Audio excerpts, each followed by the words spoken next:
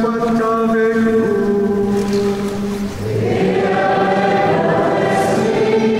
Évangile de Jésus-Christ selon saint Marc.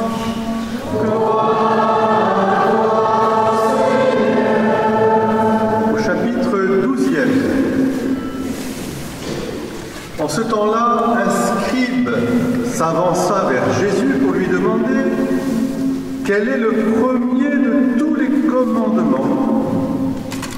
Jésus lui fit cette réponse: voici le premier. Écoute, Israël, le Seigneur notre Dieu est l'unique Seigneur. Tu aimeras le Seigneur ton Dieu de tout ton cœur, de toute ton âme, de tout ton esprit, de toute ta force.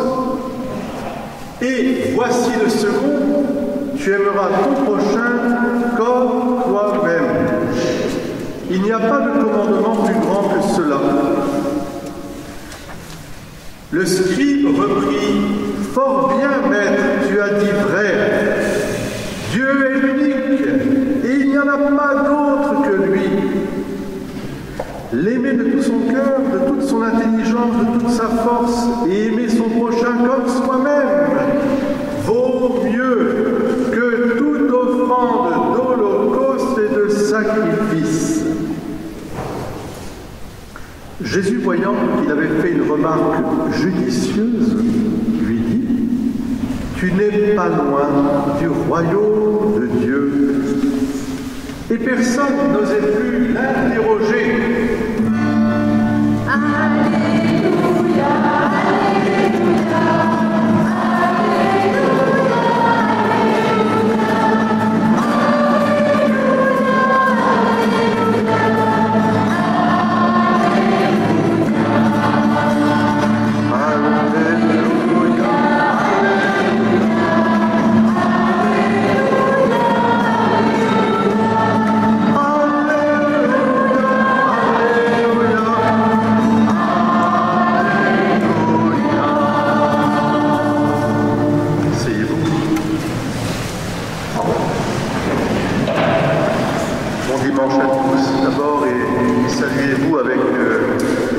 Alléluia, je dirais, la joie, la force de Dieu, la joie de Dieu sera notre rempart. On va chanter cette joie et cette force de Dieu.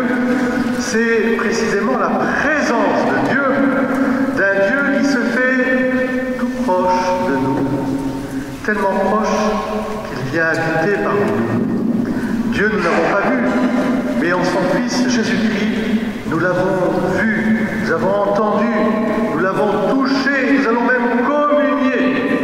Est-ce que vous vous rendez compte ce que ça veut dire? Non. C'est normal, nous sommes devant un mystère. Et c'est quelque chose de grand que seule la connaissance du cœur peut ouvrir ce mystère. Alors, nous sommes dans un dimanche, le premier dimanche de novembre, la communion des saints, la Toussaint, la mémoire, et tout à coup, tout cela va prendre, je dirais, sa consistance dans la promesse de Dieu. Écoute Israël. Voilà un scribe. Qu'est-ce que c'est qu'un scribe? Qu'est-ce que tu dirais? C'est quoi un scribe? Scribere, en latin. On dit des scribouillards. Un écrivain, un scribouillard, un scribe, c'est celui qui écrit. C'était une fonction liturgique. C'est pas une fonction comme ça. On écrivait parce qu'on était au service du roi, on était au service de l'empereur, on était au service de Dieu. Et là, ici, le scribe, ce sont des théologiens, des gens qui écrivent sur Dieu et qui retransmettent la parole de Dieu. C'est quelqu'un qui connaît bien la parole de Dieu. Est-ce que vous connaissez la parole de Dieu? Un peu, on essaye. Je vous invite à être des... Vous savez, autrefois, dans les monastères, ça continue toujours, on appelle ça les copistes, alors les enluminures, tout ça. On connaît bien la parole de Dieu quand on l'écrit aussi. peut la dire, on peut l'exprimer, mais écrire aussi, c'est quelque chose. Et d'ailleurs, ceux qui écrivaient toujours en parlant. Ils récitaient en même temps, vous voyez, on écrivait.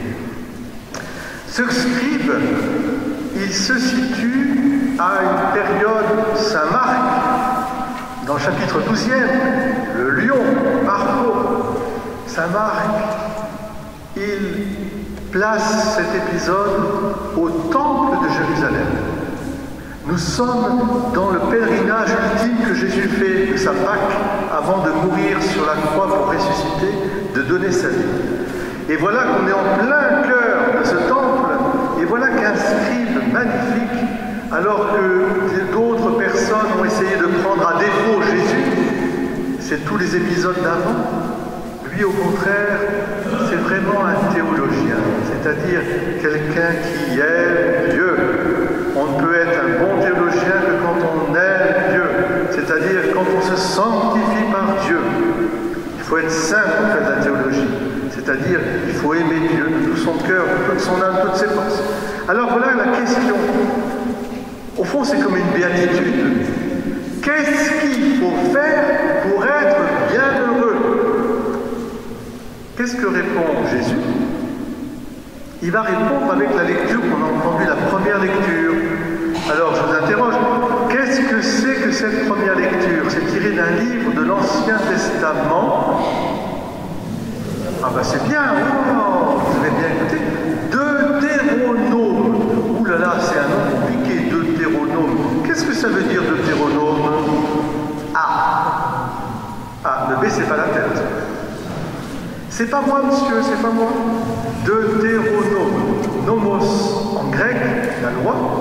Deutéronome, c'est 2 fois la loi. C'est-à-dire que c'est un livre qui a été écrit après l'exil, au retour, pour redire la loi de Dieu. Deutéronome. Et qu'est-ce que c'est que la loi de Dieu? Tout est dit déjà. Alors, qu'est-ce qui est dit dans la loi de Dieu? Écoute, d'abord, je trouve ça très beau. Écoute Israël. Vous savez que chez les Juifs, c'est la phrase qui est au cœur même de la fidélité à la foi. Écoute Israël. Tu adoreras le Dieu unique de toute ton âme, de toutes tes forces, de tout ton cœur, de tout ton esprit. C'est-à-dire, engage-toi dans l'amour, parce que tu aimeras, tu adoreras, c'est aimer en profondeur. Tu aimeras Dieu de tout ton cœur, de toute ton âme, toutes tes forces. Vous vous rendez compte, on est au cœur même de la révélation. Et puis, tu aimeras ton prochain comme toi-même, dira Jésus. Là, c'est le Lévitique qui nous rappelle, qui nous relie tout ça. Et le scribe, il le sait très bien. Et pourquoi est-ce qu'il le sait bien? Qu'est-ce qu'il va rajouter, le scribe? Il va faire une remarque judicieuse, dit Jésus. C'est quoi la remarque judicieuse du scribe? Qui montre que c'est quelqu'un qui aime Dieu vraiment. Vous avez écouté l'évangile avec moi? Et alors, quelle est la remarque judicieuse? Parce qu'il rajoute quelque chose, le scribe, c'est très important. Non, ça c'était dans les... Non, tout ça c'est déjà dit. Il dit, tout cela vaut mieux que les sacrifices et les holocaustes. C'est une remarque judicieuse. Nous sommes au temple, au cœur même des sacrifices d'animaux que faisait le peuple juif. Et le cœur de la Torah, ce n'est pas les sacrifices. C'est l'amour de Dieu à travers l'amour du prochain. Vous voyez, Jésus ne fait que recentrer la Torah, la loi de Dieu, sur l'essentiel. Car c'est la révélation plénière de ce qu'est Dieu. Dieu n'est pas une idéologie. Dieu n'est pas un pouvoir. Dieu n'est pas un tyran. Mais Dieu est amour. C'est-à-dire qu'il veut qu'on aille à lui avec confiance, avec amour, avec aussi une grande espérance. Tu aimeras Dieu de tout ton cœur, de toute ton âme, de tout ton esprit, de toute ta force. Dieu est amour. Celui qui aime Dieu est dans l'amour. Celui qui aime Dieu en servant son prochain est dans l'amour. L'amour de Dieu qui a tout donné. Est-ce que vous comprenez combien Dieu nous aime? Il nous a tout donné, gratuitement. La création tout entière, la vie. Il a même donné son propre Fils pour que nous ayons la vie éternelle. Dieu a tellement aimé le monde qu'il a donné son propre Fils pour que nous ayons la vie, que nous soyons sauvés. Voilà le cœur de Dieu. Nous sommes dans le cœur même du mystère de Dieu. Dieu nous aime tellement.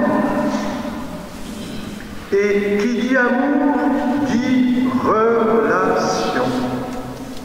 Il veut que nous soyons des croyants, c'est-à-dire des gens qui entretiennent une relation filiale, une relation d'amour, pas une relation de crainte, pas une relation de la tête qui fait mal, mais une relation